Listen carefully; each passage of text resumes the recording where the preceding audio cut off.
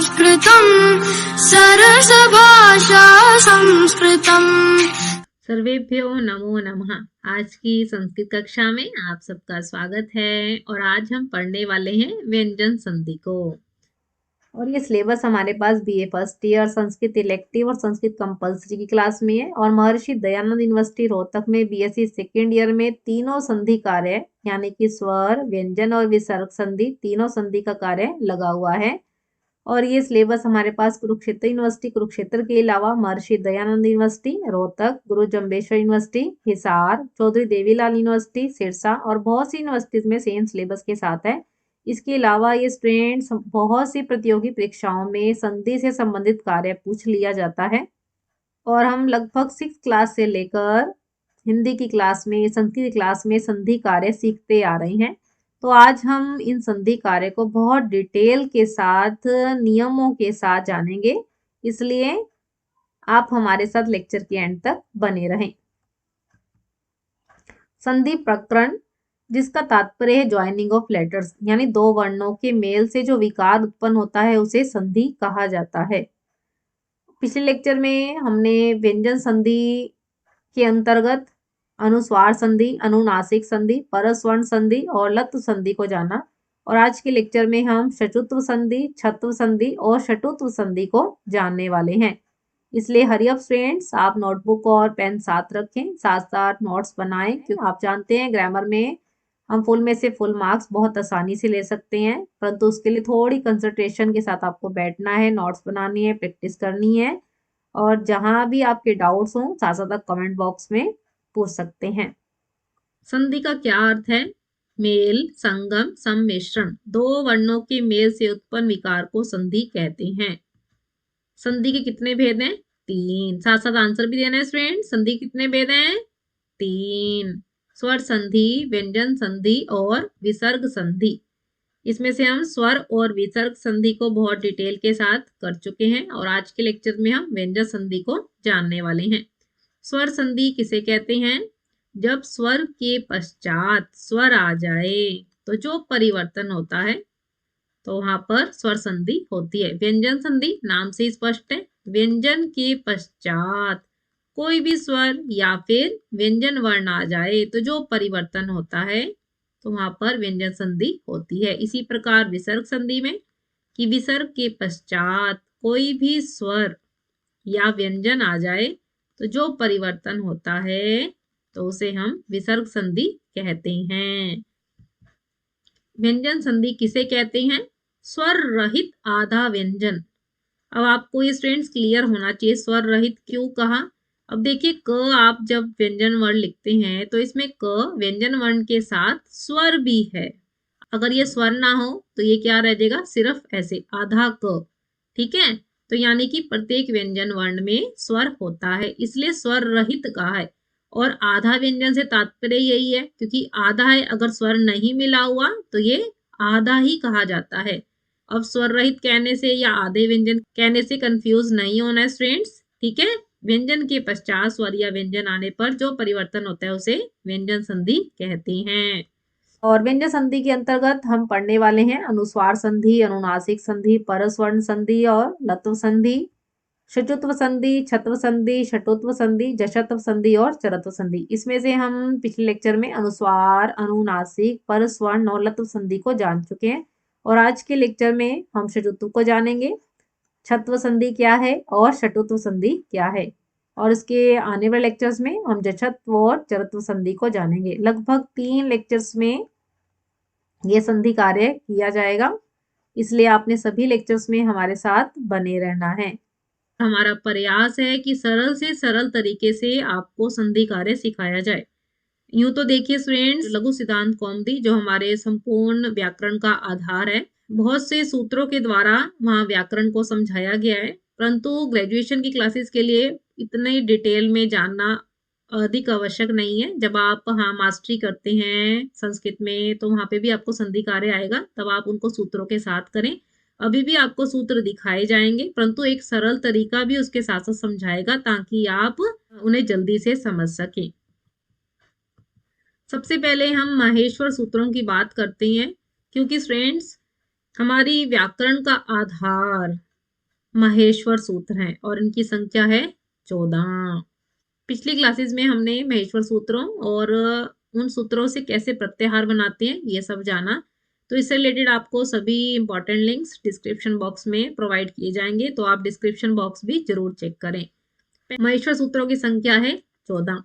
पहले 4 सूत्र अ से आरंभ होकर च तक, इसे अच कहते हैं। जब तो इसमें क्या आते हैं, सभी स्वरों की गणना होती है। और ये अंतिम जो आपको हलंत वाले दिख रहे हैं, अंतिम व्यंजन वर्ण, ये क्या है, इत संज्ञक है। प्रत्याहार बनाते वक्त इनकी गणना नहीं की जाती है। ठीक है, स्वर संधि का एक अन्य नाम क्या, अच संधि। और ये जो अंतिम 10 सूत्र हैं ह से लेकर ल तक, इनमें सभी व्यंजन वर्ण हैं।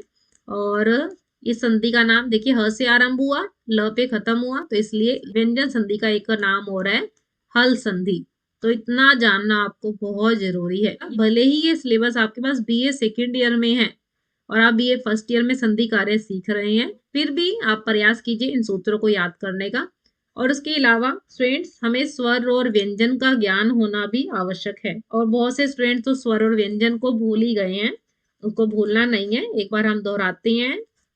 स्वर कितने हैं हमारे, 13 हैं। कौन कौन से हैं, एक बार बोल के देखें। अ, आ, ई, ऊ, री, दीर्घ होगी, लरी, ए, आई, ओ, औ। ये 13 स्वरों की गणना की गई है। और उसके पश्चात हम व्यंजन वर्णों को जानते हैं। ये 25 तो हमारे स्पर्श व्यंजन है। और इनको स्पर्श व्यंजन क्यों कहा जाता है, क्योंकि मुख से जब ये व्यंजन वर्ण निकलते हैं तो किसी न किसी स्थान पर स्पर्श करते हैं, तो इसलिए इन्हें स्पर्श व्यंजन कहा जाता है। और उनकी संख्या 25 है। और ये क से आरंभ है, तो इसलिए इसको क वर्ग कह दिया। और शॉर्ट फॉर्म में आप ऐसे भी पढ़ते हैं कु। ठीक है, ये च से आरंभ है, च वर्ग हो गया चू। ट से आरंभ है, ट वर्ग हो गया। इस तरीके से इनके नाम बने हैं, च वर्ग, त वर्ग। प से आरंभ है तो प वर्ग। ठीक है, तो ये 25 स्पर्श व्यंजन है। और इसको हम बहुत शॉर्ट फॉर्म में कैसे याद करते हैं, कुछ टुतुपु। इतने कहने से आपको याद हो जाना चाहिए कि इसमें ये 25 व्यंजन वर्ण है। और कु कहने से क अपने साथ साथ अपने परिवार के सभी सदस्यों की भी गणना बता रहा है। ये य र ल व, ये क्या है, अंतस्थ है। ऐसे बहुत सारे प्रश्न हैं जो आपसे प्रतियोगी परीक्षाओं में भी पूछ लिए जाते हैं। अंतस्थ किसे कहते हैं, जो स्वरों और व्यंजनों की जो बीच की स्थिति होती है, तो उसे हम अंतस्थ कहते हैं। शशसह, इन्हें ऊष्म व्यंजन वर्ण कहा जाता है। ऊष्म हम क्यों कहते हैं, क्योंकि जिन वर्णों का उच्चारण करते समय मुख के किसी भी भाग से जीवा का घर्षण होता है, और घर्षण से क्या होती है, ऊष्मा पैदा होती है, तो इसलिए इसको ऊष्म कहते हैं। ऊष्म का तात्पर्य है गर्म हवा। जब ये भी प्रश्न बहुत बार प्रतियोगी परीक्षाओं में पूछ लिया जाता है कि अंतस्थ वर्ण कौन से हैं, ऊष्म वर्ण कौन से हैं, तो आपने इस चार्ट को याद रखना है। उसके अलावा स्टूडेंट्स, आपने और क्या ध्यान रखना है, अब आपने इस पे काउंटिंग लगा देनी है। ठीक है, ये प्रथम वर्ण, द्वितीय, तृतीय, चतुर्थ और पंचम वर्ण है। और अगर द्वितीय वर्ण कहेंगे तो ये पूरी जो दूसरी लाइन है ये सभी काउंट होंगी। ठीक है, ऐसे तृतीय कहेंगे तो तृतीय में आपने बिल्कुल सीरीज में जाना है।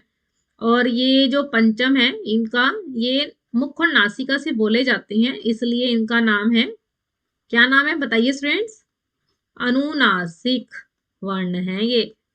और अगर आप महेश्वर सूत्रों की तरफ देखिए तो यहाँ पर भी आपको पता चल जाएगा कि इन्होंने बिल्कुल एक व्यवस्था की है। अब यहाँ देखिए, ये पंचम वर्ण है सभी, ज भय, ये तो अंतिम इत संज्ञक होते हैं। ग दश, ये चतुर्थ वर्ण है।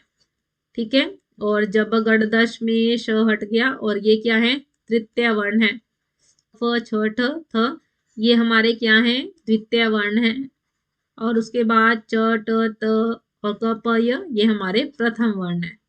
ठीक है, तो एक बहुत व्यवस्थित रूप से इन सूत्रों का निर्माण किया गया है। तो इस तरीके से इसे आप याद रखने का प्रयास कीजिए। चलिए, इतना आपको व्यंजन संधि को जानने से पहले ये महेश्वर सूत्र क्या है, स्वर कितने हैं, व्यंजन कितने हैं, इनका क्या नाम है, अंतस्थ वर्ण, ऊष्म वर्ण कितने हैं, ये सब जानकारी आपको याद रखनी है, तभी आप संधि कार्य को बहुत आसानी से सीख पाएंगे। आज हम सबसे पहले डिस्कस करने वाले हैं सुषुप्त संधि किसे कहते हैं। सुषुप्त संधि क्या है।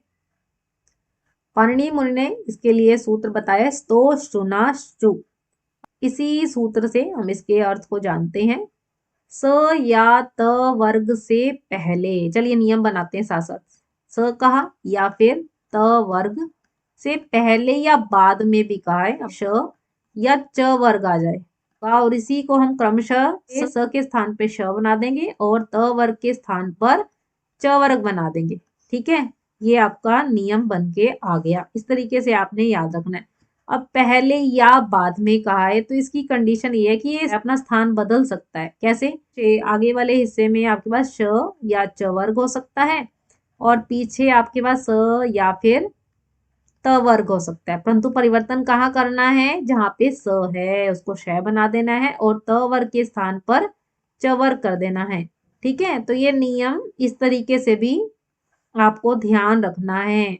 अब आपको व्यंजन वर्णों का ज्ञान होना बहुत आवश्यक है। त वर्ग से तात्पर्य क्या है? त, थ, द, ध, न। त वर्ग को परिवर्तन करना है किसमें?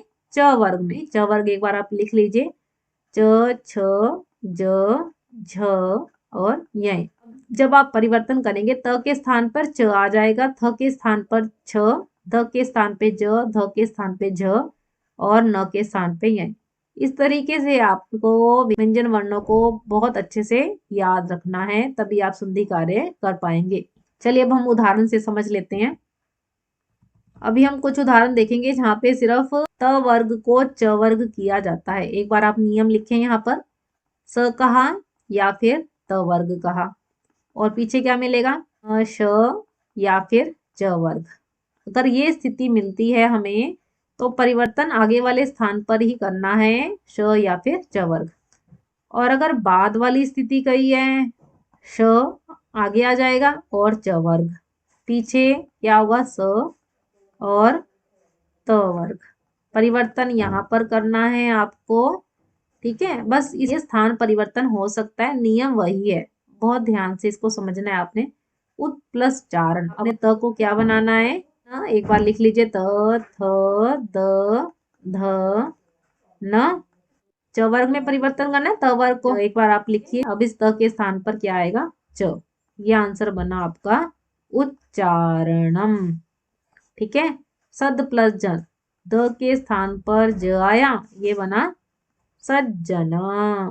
तत् प्लस चित्रम, त के स्थान पे च करना है, तच्चित्रम। उद प्लस ज्वल, द के स्थान पे फिर से ज करना है हमें, उज्ज्वल। अन्य, त के स्थान पे फिर च किया और यहाँ पे भी द के स्थान पे ज किया। तो इस तरीके से संधि कार्य है, बहुत ही सरल है, परंतु जब इनकी स्थिति बदल जाए वहां भी हमें ध्यान रखना पड़ेगा। राज प्लस न, अब न कहाँ पर है? अब देखिए ये त वर्ग में आता है क्योंकि परिवर्तन त वर्ग या स में ही करना है, तो हम सिर्फ त वर्ग को च वर्ग में परिवर्तन वाले नियम देख रहे हैं। तो यानी इस न के स्थान पर क्या आ जाएगा? राज प्लस यह बना और ये बनता है राज्ञ। अब ज्ञ को समझना, जैसे अब ज्ञ पहले बोला करते थे और अब इसका उच्चारण जय है, तो ये इस तरीके से बना होता है। ठीक है, तो ये राज्ञ शब्द ऐसे बना है। ठीक, याचना, च देखिए आगे है च वर्ग, हमें परिवर्तन कहाँ पे करना है? त वर्ग के अंदर करना है। ठीक है, और न त वर्ग के अंदर आता है, तो ये बना याच प्लस या, इस तरह से बनेगा ये यज प्लस न। ज आपका च वर्ग में, परिवर्तन च वर्ग में करना है या त वर्ग में? त वर्ग में परिवर्तन करना है। ठीक है, त वर्ग को ही च वर्ग बनाना है, तो यानी यहाँ पर भी पीछे ही परिवर्तन होगा, न के स्थान पे ये डला और ज प्लस यही अभी आपने सीखा ज्ञ बनता है। बहुत ध्यान से, कंफ्यूज नहीं होना, क्योंकि इन्होंने कहा पहले और बाद में ये इनकी स्थिति जो है परिवर्तित हो सकती है। तो आपने तो ये ध्यान रखना है कि परिवर्तन कहाँ पे करना है, सकार हो या फिर त वर्ग हो, उसमें ही परिवर्तन करना है। ये नियम केवल आपको यहाँ पर और आने वाली एक षटुत्व संधि है उसमें भी ध्यान रखना है। बाकी में तो आपने देखा कि सभी परिवर्तन हम कहाँ कर रहे हैं? आगे वाले हिस्से में ही परिवर्तन करते हैं। ठीक है स्टूडेंट्स, चलिए आगे बढ़ते हैं। षटुत्व संधि के अंतर्गत स का श करना तो बहुत ही अधिक सरल है, तो कुछ उदाहरण हम देख लेते हैं। स का श करना है, नियम एक बार लिख लीजिए, स हो या फिर त वर्ग हो और उसके पश्चात आपके पास श या फिर च वर्ग हो। परिवर्तन क्या करना है, स का श करना है और त वर्ग के स्थान पर च वर्ग करना है। ये थी इसकी पहले वाली स्थिति। और अगर इनका स्थान परिवर्तन हो जाए, ये पहले आ जाएगा और ये वाला हिस्सा बाद में आ जाएगा। बस अगर इनके स्थान में परिवर्तन आ जाए, नियम तो वही रहेगा ना स्टूडेंट्स, क्योंकि आपने याद कर लिया कि परिवर्तन कहाँ पे करना है, सकार और त वर्ग में ही परिवर्तन करना है। और अब हम समझने वाले हैं सकार को शकार बनाने वाला नियम। अब जितने भी स दिख रहे हैं यहाँ पे, ये क्या बनेंगे, श बनेंगे। बहुत ही सरल है ये। दुष् बनाइए, ठीक है, प्लस चरित्र है इसलिए दुष्ट चरित्र।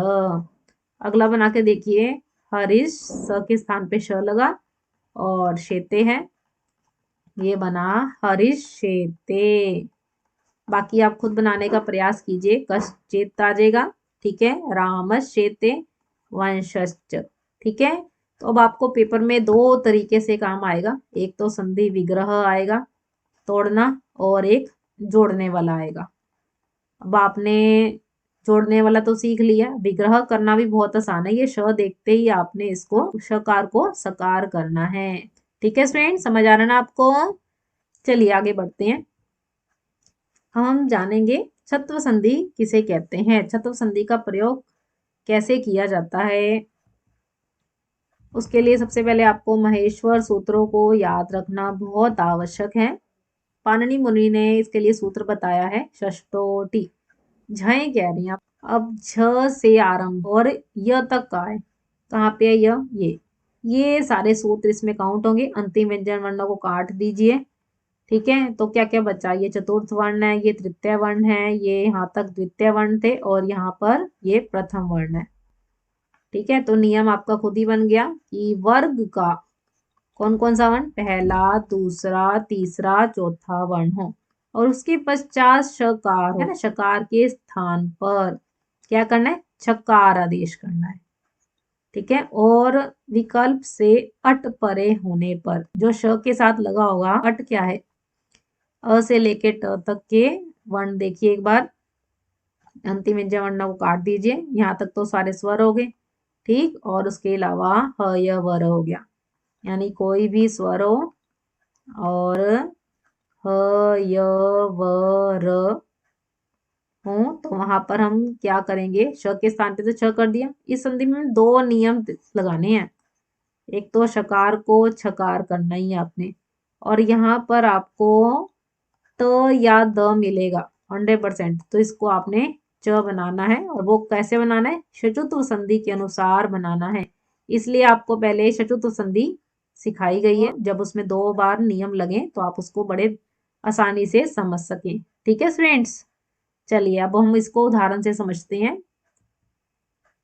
नियम क्या था, झय का था, ठीक है। इसमें प्रथम, द्वितीय, तृतीय और चतुर्थ वर्ण सभी आते हैं और यहाँ पर श होगा, उसके स्थान पे छकार करना है। पर कब करना है, जब यहाँ पे अट होगा। अट माने कोई भी स्वर आपने किया और क्या किया था, ह य व और र, इधर भी परिवर्तन होगा। यहाँ पे त या द होंगे तो इसको आपने च बनाना है शचुत्व संधि के अनुसार। तो यानी एक ही संधि में 2 नियम लग रहे हैं। इस तरीके से आपने इस नियम को जानना है। अब हम बनाकर देखते हैं। श्रुत्वा, श्र कैसे बनाइए, श और र संयुक्त वर्ण है ये, ठीक है।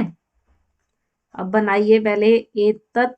श्रुत्वा को थोड़ा सा हम विच्छेद करते हैं, तो प्रथम वर्ण है ना, ठीक है। नियम लागू हो रहा है सब में, त के एग्जाम्पल दे रखे हैं, ठीक है। तो यहाँ पर आपको प्रथम वर्ण मिल रहा है और श के स्थान पे छकार करना है। पर पीछे वाला भी चेक कीजिए, अ, ठीक है। यहाँ पे भी आपका र है और यहाँ पे शिला में ई की मात्रा है, तो यानी कोई भी स्वर है, तो ये नियम लागू हो सकता है। जब भी संधि कार्य आए तो आपने नियम जरूर चेक करना है कि क्या यहाँ पर ये नियम सिद्ध हो रहा है कि नहीं हो रहा है। अब परिवर्तन कीजिए, ये बना छ, ये छ प्लस ये था रुतवा, श्रुतवा। अब यहाँ पर त का हमने च बना दिया शचुत्व संधि के अनुसार। तो ये आपका आंसर इस तरीके से बनेगा, एतच् श्रुत्वा। अगर आपको इसी को ही संधि विच्छेद में दे दिया जाए तो आप च के स्थान पे त बनाएंगे, छकार के स्थान पे शकार बनाएंगे। तो इस तरीके से आपको याद रखना है। ये और श, फिर र अलग करोगे आप, ठीक है। ये रुतबा बना और श र मिलके श्र बनते हैं, ठीक। तो ये बना ए तत् प्लस श्रुतवा रहेगा। अब आप खुद बनाने का प्रयास कीजिए, डायरेक्ट आंसर लिखें एक बार इसका। कैसे बनेगा? तच, और ये बना छ, और उ की मात्रा है श्रुत वा, ऐसे बनाओगे, ठीक है। तच्छिला, तच छकार, ये मात्रा आधे वर्ण से आगे चली जाएगी, तच्छिला, ठीक है फ्रेंड्स। इस तरीके से आपने संधि कार्य को समझना है। छत्र संधि का एक और नियम है जिसका नाम है आगम संधि, माने कोई वर्ण इसमें आगम यानी आ जाएगा। नियम यहाँ पे भी दो नियम निकल के आएंगे आगम संधि में भी, वो कौन से हैं एक बार देखते हैं। स्वर के पश्चात पहले आप समझ लीजिए, यहाँ पे स्वर कह दिया, उसके पश्चात छ हो तो छ से पूर्व यानी कि इस जगह पर च का आगम हो जाएगा। ये इस संधि का नाम है आगम संधि। इसका पहला नियम, अब स्वर कह दिया परंतु इन्होंने पहले नियम के अंतर्गत कह दिया हरिस्व स्वर कह दिया, उसके बाद छ आए तो यहाँ पर आगम होगा, किसका आगम होगा? च का होगा। अब इन्होंने त कह दिया है तो पहले त का आगम करना है, फिर त को च बनाना है, वो कब होगा? यानी इस संधि में भी दो नियम आपके काउंट हो रहे हैं, ठीक है। चतुर्थ संधि के अनुसार आपने त को च बनाना है। और दूसरे नियम में हमने किया पदांत दीर्घ स्वर, यहाँ पे ह्रस्व की बात की थी, यानी छोटा होगा स्वर मात्राएं। यहाँ पे दीर्घ स्वर के पश्चात भी ये नियम लागू होगा, पर यह नियम होगा विकल्प से। विकल्प का मतलब होता है चॉइस होना, यानी दो आंसर इसके बन सकते हैं। सेम नियम है, यहाँ पे भी दीर्घ स्वर है और उसके पश्चात छ है। इस यहाँ पर आगम होगा पहले त का और फिर त के हम च बनाएंगे चतुर्थ संधि के अनुसार। अब हम इसे उदाहरण से समझते हैं, बहुत ही आसान संधि है फ्रेंड्स। चलिए नियम एक बार देख लें। क्या कहता? स्वर, अब हरस स्वर दीर्घ दोनों ही ले लीजिए और उसके पश्चात कहता छ आए, तब जाके यहाँ पर आगम होगा, त का आगम, और फिर हम त को च बना देंगे। तो आप डायरेक्ट भी च बना सकते हैं क्योंकि इतना एक्सप्लेन करने वाला यहाँ पर कार्य नहीं आपसे पूछा जाएगा। अब देखिए व में स्वर की आवाज है, व चेक कीजिए कौन सा स्वर है? तो यहाँ पे छ है, क्या बनाओगे? आगम करो च का, शिवच्छाया। सा बना रहे हैं ना स्टूडेंट्स आप? ये बनाइए। तरु, उ की मात्रा है, स्वर है, च का आगम करो, छ है ना पीछे, तरु छाया। ये बनाओ संधि छेद, स्वच्छंद, परिच्छेद, लक्ष्मी छाया। इस तरीके से आपने बनाकर देखना है। और अगर आपको यहाँ पर संधि विग्रह का कार्य आ जाए, अब आपने जोड़ा है तो तोड़ने का भी पूछेंगे, दोनों कार्य आपसे पूछे जाएंगे, तब आपने ये च देखा है ना, इसको हटा देना है बस। ये आंसर बनेगा शिव प्लस छाया, ठीक। च का आगम किया था, उसी च को हटा देना है तो हमारा संधि विग्रह भी हो जाएगा। इस तरीके से स्टूडेंट्स आपको संधि कार्य तैयार करना है। समझ आ रहा है ना आप सबको? चलिए आगे बढ़ते हैं। अब हम जानेंगे षटुत्व संधि को, और इसके लिए पाणिनि मुनि ने सूत्र बताया है ष्टुनाष्टु। तो इसी सूत्र से इसकी परिभाषा याद रखते हैं। सकार या फिर तवर्ग से पहले या बाद में लेते हैं। पहला ये नियम, अगर इसकी स्थिति बदल जाए तो स्थिति बदलने पर क्या होगा देखते हैं। बाद में श या फिर ट वर्ग आए, ठीक है। परिवर्तन कहाँ करना है? स को श बनाना है और त वर्ग को ट वर्ग बनाना है। यहाँ पे भी ऐसे परिवर्तन देखिए, स और त वर्ग में ही होगा, शकार और यहाँ पर ट वर्ग कर देना है। बहुत ही सरल है क्योंकि त वर्ग को ट वर्ग में बदलने के लिए कहा है। तो एक बार आप लिख लीजिए त, थ, द, ध और न। ट वर्ग में क्या आता है? ट, ठ, ड, ढ और अण। जो भी वर्ण आएगा उसी के क्रम से आपने इसमें परिवर्तन करना है। चलिए उदाहरण से समझते हैं। तो त वर्ग को परिवर्तन का है ट वर्ग में करने के लिए, तो आप लिख लीजिए एक बार। तो यहाँ पर देखिए तट्टिका, नियम आपको याद हो गया ना? सकार हो या त वर्ग हो और उसके पश्चात शकार या फिर ट वर्ग हो। परिवर्तन कहाँ करना है? इसको स को श बना देंगे और अगर त वर्ग है तो उसके स्थान पे ट वर्ग कर देंगे और इनका स्थान परिवर्तित हो सकता है। ये केवल आपको कहाँ कहाँ याद रखना है? शत्रुत्व संधि के लिए और शत्रुत्व संधि के लिए इन नियमों का ध्यान रखना है। या आपने ये जरूर देखना है कि क्या ये नियम लागू हो रहा है यहाँ पर। तट, त के स्थान पे अब प्रथम वर्ण ट आएगा, तट टीका द आया। अब द कहाँ पर था? तीसरे नंबर पे है, इसके स्थान पे क्या डलेगा? ड। उड्डीन, और ये भी ऐसे ही बनेगा उड्डयनम। ठीक है, अब हम इनके स्थान परिवर्तन वाले कुछ उदाहरण देख लेते हैं क्योंकि ये बहुत ज्यादा पूछे जाते हैं तो इसको भी जानना आवश्यक है। अब आपने सिर्फ प्लस से पहले वाले को देख के परिवर्तन नहीं करना है, ठीक है, क्योंकि परिवर्तित आपका होगा कहाँ पर होगा? सकार और त वर्ग में ही परिवर्तित करना है, यानी स या त। ठीक है, तो यहाँ पे परिवर्तन होने हैं। त्र कैसे बनता है? त और र से मिलकर बनता है, तो यहाँ बनाइए उष का उष। ऐसे आगे वाले वर्ण तो सिर्फ आपने चेक करने कि क्या नियम लागू हो रहा है। त के स्थान पे ट बनाया था, ठीक है, और र आपका तो है ही पीछे वाला, ये बना उष्ट्र। अब यहाँ बनाइए आकृष्ट, हलंत का मतलब अक्षर आधा, त के स्थान पे ट लगा दिया तो ये बना आकृष्ट। अब कृष्ण, अब इसके स्थान पे ण बना दिया, ये देखे क्या बना आंसर, डायरेक्ट बनाकर देखे, कृष्ण विष्णु। सासा बनाने का प्रयास कीजिए स्टूडेंट। दृश, त के स्थान पे टा डाला, दृष्टा। इष्ट, दुष्ट। तो देखिए स्टूडेंट, इस तरीके से आपको संधि कार्य करना है और ये नियम बहुत अधिक परीक्षा में पूछे जाते हैं, बहुत ध्यान से इसको करना है आपने, यानी कि संधि विच्छेद का कार्य आ जाए तब भी आपको ध्यान रखना है ये नियम। सा कैसे याद रखोगे आप? आपने त वर्ग को ट वर्ग में परिवर्तित करना है, ठीक है। अब जैसे कृष्ण ही आ गया, इसको आप करोगे, ईश को आधा लिख दो, अण के स्थान पे न आ जाएगा, त वर्ग में परिवर्तित करना है। फिर ऐसे याद रखोगे, अगर इसका संधि विच्छेद का कार्य आए तो दोनों तरीके से आपको तैयार रखना है। चलिए आगे बढ़ते हैं। स को श कब किया जाता है देखते हैं उदाहरण से। नियम आपको याद है ना? लिख लेते हैं एक बार। सकार या फिर तवर्ग का है और इसके पीछे हो श या फिर टवर्ग हो, परिवर्तन यहाँ होगा, सकार का शकार हो जाएगा, तवर्ग के स्थान पे टवर्ग हो जाएगा। तवर्ग और टवर्ग वाले तो बहुत से एग्जाम्पल हम कर चुके हैं, अब हम स को श बना रहे हैं। पीछे वाली कंडीशन भी आपको चेक करनी है साथ साथ कि पीछे क्या हो, श या टवर्ग मिले। ठीक है, बहुत ही सरल है। रामश बना, स के स्थान पे श डाला, ये बना षष्ठ। क्या बनाओगे? रामषष्ठ। ये बनाते हैं स के स्थान पे इसको श किया, ये बना आंसर रामष्टिकते। ठीक है स्टूडेंट, समझ आ रहा है ना आपको? इस तरीके से हमने संधि कार्य करना है।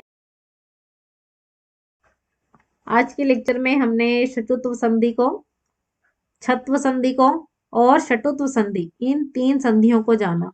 पाणिनि ने उसके लिए क्या सूत्र निर्धारित किए हैं और उन सूत्रों को आसानी से कैसे याद रख सके हम, वो भी तरीका हमने जाना है। और इससे रिलेटेड आपको कोई भी डाउट है तो आप कमेंट बॉक्स में पूछ सकते हैं। आपकी कोई सजेशन हो नेक्स्ट टॉपिक के लिए तो वह भी आप हमें कमेंट बॉक्स में बता सकते हैं। आपको लेक्चर कैसा लगा यह भी कमेंट बॉक्स में जरूर बताएं। अगर आपको लेक्चर अच्छा लगा तो आप इसे लाइक कीजिए, ज़्यादा से ज़्यादा फ्रेंड्स के साथ शेयर कीजिए, क्योंकि आप जानते हैं संस्कृत को जानने के लिए पहले उसकी व्याकरण का ज्ञान होना बहुत आवश्यक है। इसलिए आपने ज़्यादा से ज़्यादा अपने फ्रेंड्स के साथ इस लेक्चर को शेयर करना है। और अगर आप चैनल पे नए आए हैं, संस्कृत की अपडेट के साथ जुड़ा रहना चाहते हैं, सीखना चाहते हैं, सिलेबस कवर करना चाहते हैं, तो चैनल को सब्सक्राइब भी जरूर करना है।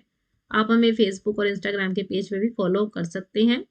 तो ऐसी नई अपडेट्स और नए टॉपिक के साथ हम मिलते रहेंगे। आशा रख सकते हैं कि आपने लेक्चर बहुत ध्यान से सुना होगा और साथ साथ नोट्स भी बनाए होंगे। और इन सब के लिए आप सबका हृदय की गहराइयों से बहुत बहुत धन्यवाद। आने वाले लेक्चर्स में हम व्यंजन संधि को कंटिन्यू करेंगे, तो इसलिए आप हमारे साथ आने वाले लेक्चर्स में भी हमारे साथ जरूर बने रहें। तो फिर मिलेंगे स्टूडेंट्स। नमो नमः। नमः संस्कृताय।